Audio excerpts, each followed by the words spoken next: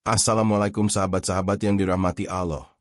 Hari ini saya akan menceritakan kisah, namun sebelumnya bagi yang beragama Islam, saya sarankan untuk menuliskan sholawat Nabi Muhammad agar kelak sholawat ini menjadi saksi untuk mendapat syafaat di akhirat. Like dan subscribe ke channel ini sangat membantu menyebarkan dakwah Islam dan menjadi amal jariah. Di sebuah desa kecil bernama Ngadas, di lereng Gunung Bromo, hidup seorang wanita tua yang dikenal oleh warga sebagai Mbah Sari.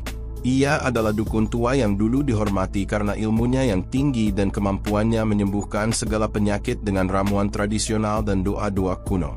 Namun, seiring waktu, namanya berubah menjadi bisik-bisik yang penuh kengerian. Konon, sebelum meninggal dunia, Mbah Sari pernah berkata, "Aku akan kembali 10 tahun lagi. Jangan lupakan apa yang pernah kuperingatkan." Namun saat itu, orang menganggapnya hanya halusinasi orang tua menjelang ajal. Ia dimakamkan di bagian timur desa, dekat hutan kecil yang dianggap angker oleh warga. Kuburnya sederhana, hanya ditandai batu nisan tanpa nama, karena permintaan beliau sendiri. Waktu pun berlalu. Tahun ke-10. Pada malam yang sunyi, ketika angin bertiup aneh dari arah gunung dan langit menggulung awan hitam meski belum musim hujan, terdengar jeritan dari dekat kuburan tua. Seorang petani yang pulang larut dari ladang melihat sesuatu yang membuat tubuhnya beku. Sebuah tangan keriput keluar dari tanah. Kabar itu menyebar seperti api. Warga menduga ada orang iseng menggali kuburan. Tapi ketika Pak Lurah dan beberapa warga datang keesokan harinya, mereka menemukan kuburan Mbah Sari kosong, dan tanahnya terbelah seperti baru digali dari dalam. Dan malam-malam berikutnya, keanehan mulai terjadi. Tanda-tanda kebangkitan. Anak-anak bermimpi didatangi sosok nenek tua yang membisikkan, "Jangan bohongi keturunanmu. Waktuku sudah tiba." Lampu-lampu rumah mendadak mati hanya di jam 2.17 dini hari. Bayi-bayi menangis serempak, dan ayam jantan berkokok di waktu yang salah. Di rumah keluarga Pak Riono, cucu Mbah Sari yang sudah merantau ke Surabaya dan baru kembali ke desa karena krisis ekonomi, mendapati sesuatu yang jauh lebih ganjil.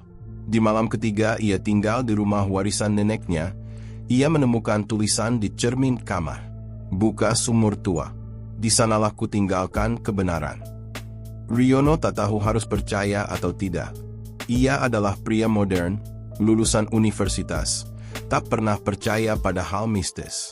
Tapi malam demi malam, suara langkah di atap, bayangan tua yang berdiri di depan rumah lalu menghilang, membuatnya goyah. Sumur yang dilupakan. Dibantu oleh teman masa kecilnya, Ranti, yang masih tinggal di desa, Riono mencari sumur yang disebut dalam pesan itu.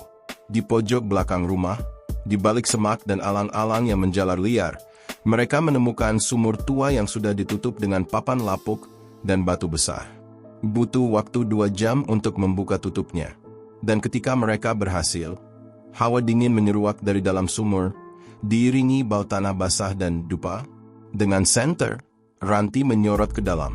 Di kedalaman sekitar 5 meter, tampak sesuatu yang aneh. Peti kecil dari kayu jati. "Aku turun," kata Riono. "Kamu gila. Kalau ini berkaitan dengan nenekku dan semua yang terjadi, aku harus tahu."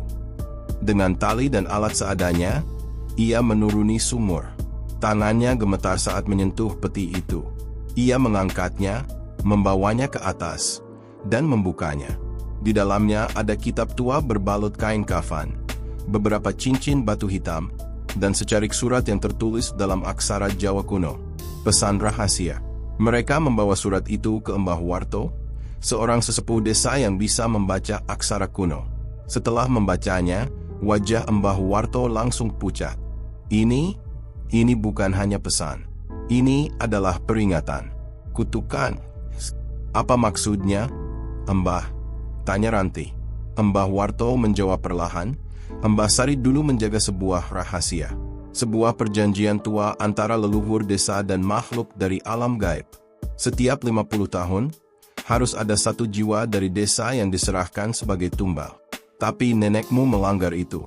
Ia menolak menyerahkan korban terakhir, anak kecil yatim piatu yang seharusnya dikorbankan.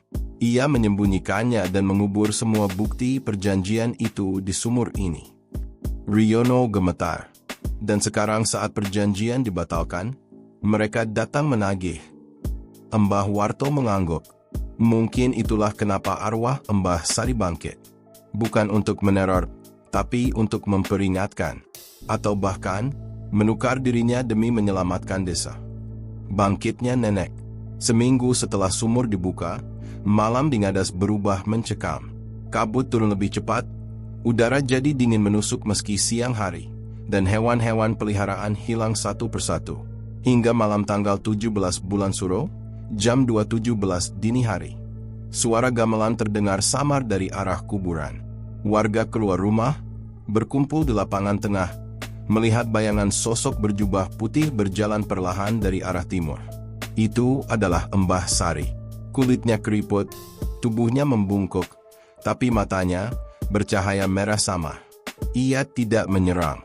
Ia hanya berdiri dan berkata, "Waktuku belum habis. Tapi kalian harus memilih." Dan di tangannya tergenggam dua benda, kitab dan keris pusaka.